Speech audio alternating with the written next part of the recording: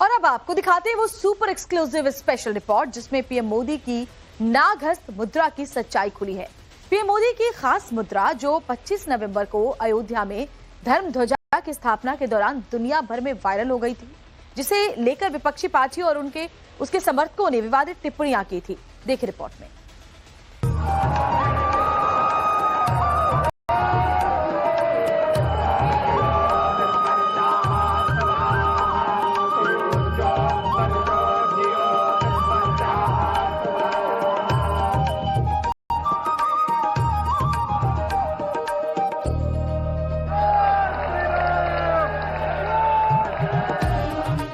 सालों के लंबे इंतजार और असंख्य राम भक्तों के बलिदानों के बाद अयोध्या में 25 नवंबर की दोपहर फिर से स्थापित हुई सनातन की धर्म ध्वजा।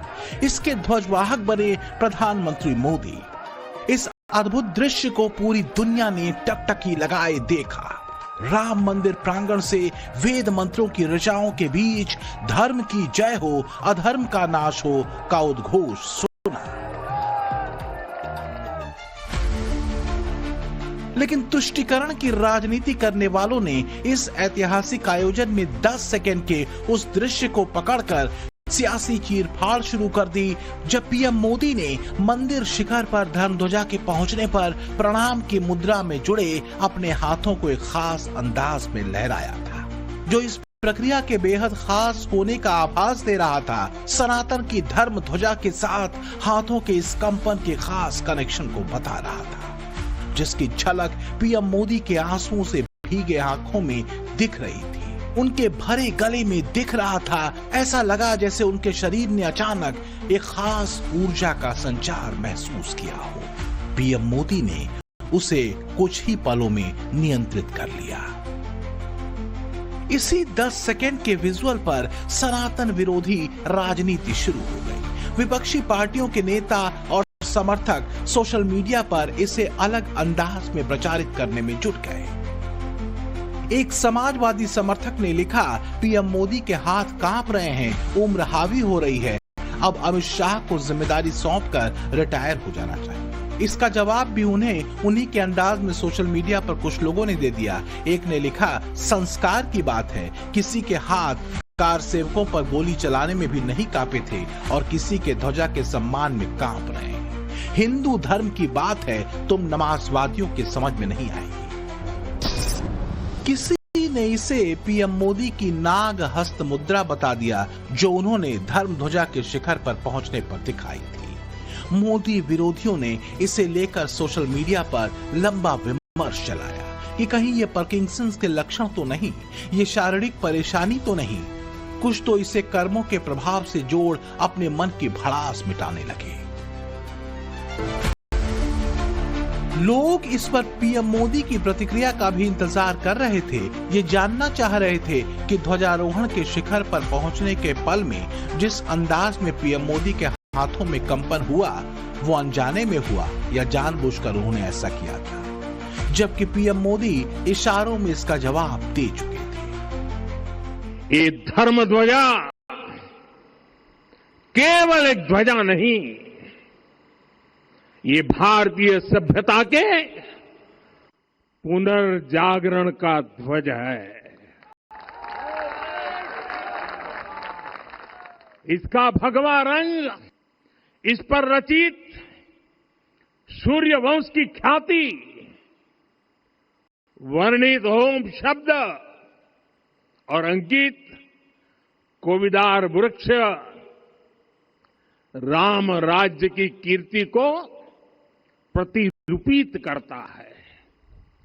ये ध्वज संकल्प है, ये ध्वज सफलता है, ये ध्वज संघर्ष से सृजन की गाथा है, ये ध्वज सदियों से चले आ रहे स्वप्नों का साकार स्वरूप है। दरअसल राम मंदिर के शिखर पर धर्मध्वजा की स्थापना ने विपक्ष के उस नैरेटिव को धराशायी कर दिया था, जिसमें इसे जानबूझकर चुनावी राजनीति से जोड़ने की कोशिश हो रही थी। माहौल बनाया जा रहा था कि 2027 के यूपी चुनाव और 2029 के लोकसभा चुनाव की तैयारी है।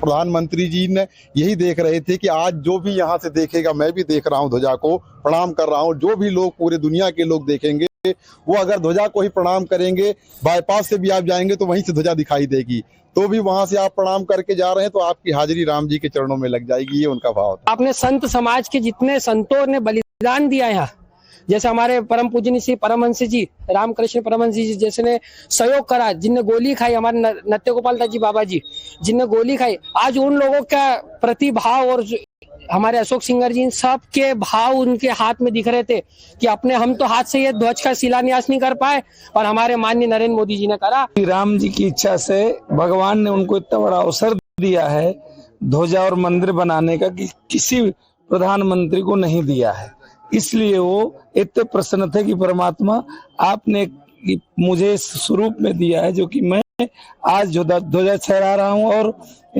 मंदिर भी मैंने प्राण प्रतिष्ठा किया है। भावुक हो गए बहुत ज्यादा, सब आत्मनिर्भर हो रहे थे वो देख के। बिल्कुल राम जी की फीलिंग हुई कि हम राम जी के साथ हैं। माननीय प्रधानमंत्री का तो कहना ही क्या है, वो तो इस समय धर्मध्वज हैं, स्वयं ही धर्मध्वज हैं, धर्म की ध्वजा है भारत में, पूरे विश्व में। तो ऐसे धर्मात्मा पुरुष कभी कभी इस संसार में आया करते हैं, उनके कर कमलों से होना था, प्रभु की ऐसी कृपा थी। धर्म ध्वजा को खास मुद्रा के साथ प्रणाम कर मोदी ने उस नैरेटिव की बची खुची हवा भी निकाल दी। भारत की बड़ी हिंदू आबादी को अपने सनातन धर्म के रहस्य और उससे जुड़ी वैज्ञानिकता के पड़ताल में लगा दिया था। विपक्ष की सेकुलर राजनीति की जड़ें हिला दी।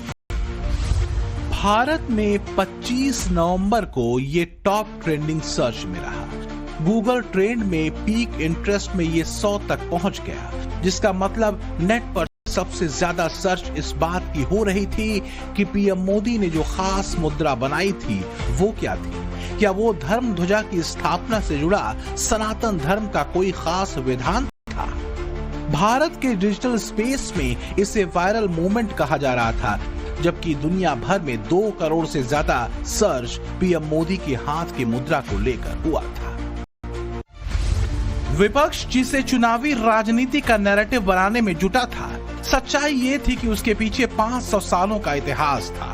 राम जन्मभूमि पर राम मंदिर बनाने का कई पीढ़ियों का संकल्प था। 500 सालों में उसके लिए लड़ी गई 77 बड़ी लड़ाइयां थी। अनगिनत साधु संतों और राम भक्तों का बलिदान था। मुगलों के दौर में हुए संघर्षों को छोड़िए, अंग्रेजों ने जब इसका हिसाब रखना शुरू किया था, तब से 90 के दशक तक राम जन्मभूमि मंदिर आंदोलन के लिए ऐसे बलिदानों की संख्या 3,77,000 तक पहुंच गई। समाजवादी पार्टी और कांग्रेस समेत अल्पसंख्यक वोटों की राजनीति करने वाली बाकी पार्टियां इस सच को दबाना चाह रही थी, लेकिन पीएम मोदी ने उस ऐतिहासिक पल में सनातन की उस खास मुद्रा का प्रयोग कर दिया, जिससे राम मंदिर के लिए हुए पिछले 500 सालों में सारे बलिदान की भावना पीएम मोदी के जरिए एक झटके में राम मंदिर के शिखर पर स्थापित धर्म ध्वजा से जुड़ गई।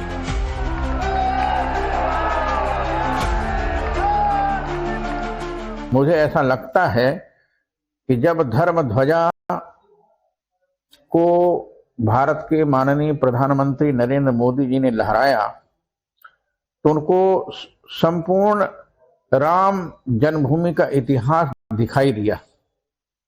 वह दृश्य भी दिखाई दिया होगा जब बाबर ने मीर बाकी के द्वारा 84 कसौटी के खंभे के मंदिर को तोड़वाया था, जो विश्व का सबसे ऊंचा अद्वितीय अद्भुत मंदिर था। यह शुभ का परिचायक होता है। गोस्वामी जी ने स्पष्ट लिखा है, जो मैं आपसे कहा हूं कि गदगद गिरा नयन बह नीरा और आंखों से आंसू के आना, वाणी का अवरुद्ध होना, ये पुलकायमान का शुभ है। ये शुभ संकेत है परमात्मा के आगमन का। भूतों न भविष्यति।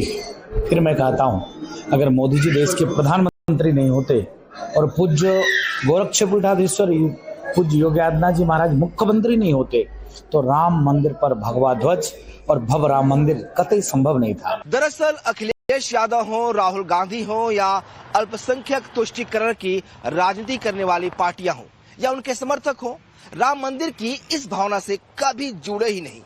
अगर वो जुड़ते तो उन्हें राम मंदिर के शिखर पर धर्म ध्वजा की स्थापना में चुनावी राजनीति दिखाई ही नहीं देती, और इन्होंने जानबूझकर कभी ये कोशिश भी नहीं की, क्योंकि उससे उनकी तथाकथित सेकुलर राजनीति ही ध्वस्त हो जाती।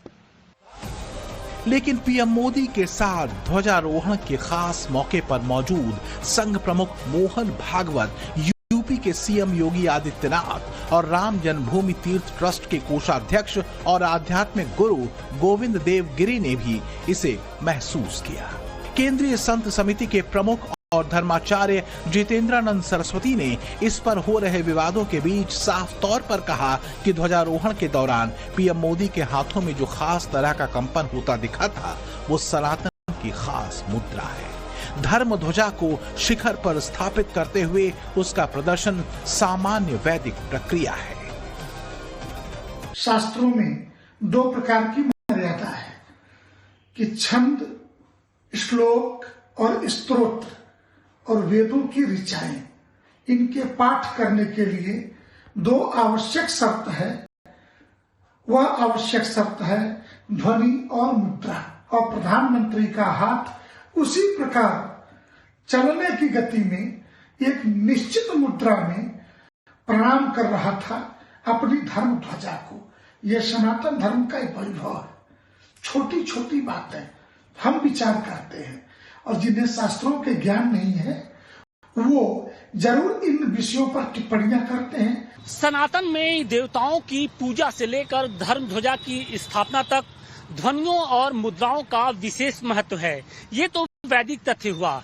दिक्कत इस बात की है कि जो सनातन विरोधी प्रधानमंत्री नरेंद्र मोदी की खास मुद्रा को उनकी शारीरिक कमजोरी बता रहे थे या फिर इसी बहाने सनातनी परंपरा पर चोट पहुंचाने की कोशिश कर रहे थे, उन्होंने बिना धर्म ग्रंथों की पड़ताल किए, बिना धर्म गुरुओं से जानकारी लिए ही ये घोषित करने की कोशिश की कि प्रधानमंत्री नरेंद्र मोदी ने जो किया उसका धर्म ग्रंथों में कहीं भी उल्लेख नहीं है। जबकि सनातन धर्म में धर्म ध्वजा की स्थापना की बुनियाद ही मंत्रों और मुद्राओं से रखी जाती है। मंदिर के नींव के संकल्प से ही मंत्रों के साथ मुद्राओं का प्रयोग शुरू हो जाता है। मूर्ति में प्राण प्रतिष्ठा के लिए देवता का आह्वान भी मंत्र और मुद्राओं के साथ होता है। मंदिर में जब धर्म ध्वजा की स्थापना के लिए ध्वज स्तंभ स्थापित होता है, उसमें भी मंत्रों के साथ मुद्राओं का प्रयोग होता है। धर्म ध्वजा की स्थापना के लिए सनातन धर्म के ग्रंथों में पूरे क्रम से 24 मुद्राओं का वर्णन है, जिसे वैखानस, 5 रथ, 5 रात्र और स्मार्त नियमों में बांटा गया है, जिनका उपयोग भगवान विष्णु और उनके अवतार, भगवान शंकर और उनके अवतार और मां आदिशक्ति और उनके अवतारों के मंदिर में धर्म ध्वजा की स्थापना में अलग अलग तरीके से होता है। इसी साल 29 अप्रैल को राम मंदिर के शिखर पर परशुराम जयंती के दिन 42 फुट ऊंचा ध्वज स्तंभ स्थापित किया गया था। वैदिक विद्वानों ने उसी दिन मंत्र पाठ के साथ ध्वजारोहण की 24 मुद्राओं में से 21 मुद्राओं का विधान पूरा किया था। 29 अप्रैल को सुबह 6:30 बजे से 8 बजे तक ये प्रक्रिया चली थी। बाकी की 2 वैदिक मुद्राओं आकर्षणी और उन्मादिनी मुद्रा का प्रयोग धर्म ध्वजा की स्थापना के दिन होना था। वैदिक नियम के मुताबिक ये विधान मंदिर निर्माण का संकल्प लेने वाला यजमान करता है या फिर उस विधान को कराने वाला धर्माचार्य।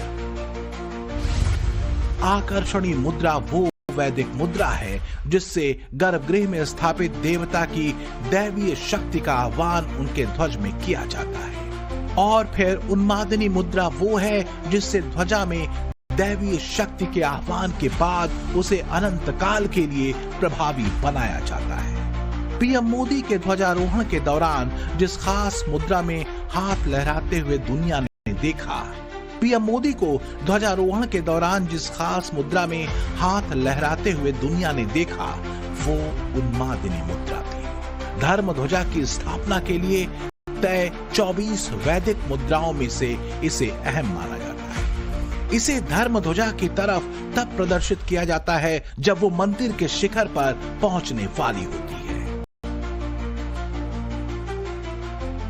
कुल मिलाकर सीधा मतलब यह है कि पीएम मोदी ने जब 5 अगस्त 2020 को राम मंदिर निर्माण की बुनियाद रखी थी, एक तरह से उसी दिन से ये तय हो गया था कि जिस दिन मंदिर निर्माण की पूर्णाहुति होगी, उस दिन वो धर्म ध्वजा का शिखर पर स्थापना के वक्त आकर्षणी और उन्मादिनी मुद्राओं का प्रयोग कर सकते हैं।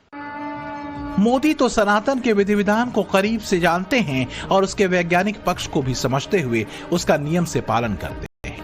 उडुपी के कृष्ण मठ में 1 लाख युवाओं के साथ गीता पाठ करना हो या गोवा में दुनिया की सबसे बड़ी राम मूर्ति के उद्घाटन का मौका, मोदी सनातन की जड़ों को पकड़कर भारत के विकास का ब्लूप्रिंट युवाओं के सामने रख रहे हैं। उन्हें संदेश दे रहे हैं कि भारत की प्राचीन विरासत और उसकी सनातनी परंपराओं को जानो और समझो। विपक्ष ऐसे ही मौकों पर धर्म की राजनीति का आरोप लगाता है, लेकिन खुद मौका देखकर चुनावी मौकों पर सॉफ्ट हिंदुत्व की राजनीति पर उतरता है। अखिलेश और राहुल दोनों कई मौकों पर अपनी सुविधा के मुताबिक हिंदू रूप धर चुके हैं। राहुल माथे पर तिलक चंदन लगाकर खुद को जनेऊधारी बता चुके हैं, तो वहीं सियासी फायदे को भांपकर मंदिरों का दौरा करने धर्माचार्यों से मिलने वाले अखिलेश भी 2019 से ही मूर्ति स्थापना से लेकर मंदिर निर्माण की राजनीति तक कर रहे हैं। हकीकत तो ये है कि प्रणाम कहें या नमस्कार, ये भी सनातन की खास मुद्रा है। हर पूजा में हर देवता को नमस्कार मंत्र के प्रणाम मुद्रा कराई जाती है। ओम नमः शिवाय कहें, ओम रामाय नमः कहें, प्रणाम की मुद्रा दिखानी ही होती है। इस लिहाज से देखें तो अल्पसंख्यक राजनीति के लिए अखिलेश को प्रणाम करना भी छोड़ना पड़ जाएगा। जहां तक मंदिर पर धर्म ध्वजा की स्थापना की बात है, तो अखिलेश के सामने भी वो मौका आने वाला है। इटावा में वो जिस केदारनाथ मंदिर को बनवाकर उसके पूर्ण होने पर सनातन के नियमों के मुताबिक ध्वजारोहण होगा, उसमें भी तय नियम के मुताबिक मंत्रों के साथ 24 वैदिक मुद्राएं की जाएंगी। अखिलेश ने केदारनाथ मंदिर बनाने का संकल्प लिया है, तो नियम के मुताबिक उन्हें भी धर्मध्वज के सामने वैदिक मुद्राएं करने के लिए कहा जा सकता है। अपनी वोट बैंक की राजनीति को ध्यान में रखकर वो इसे करेंगे या नहीं करेंगे, ये उन पर निर्भर है। वैसे अयोध्या में धर्म ध्वजा स्थापना के ऐतिहासिक मौके पर पीएम मोदी की उन्मादनी मुद्रा जिस तरह वायरल हुई है, भारत के युवा उसे मंदिरों के शिखर दर्शन के दौरान करते दिखें तो आश्चर्य मत करिएगा। Bureau report, times now, Navbharat.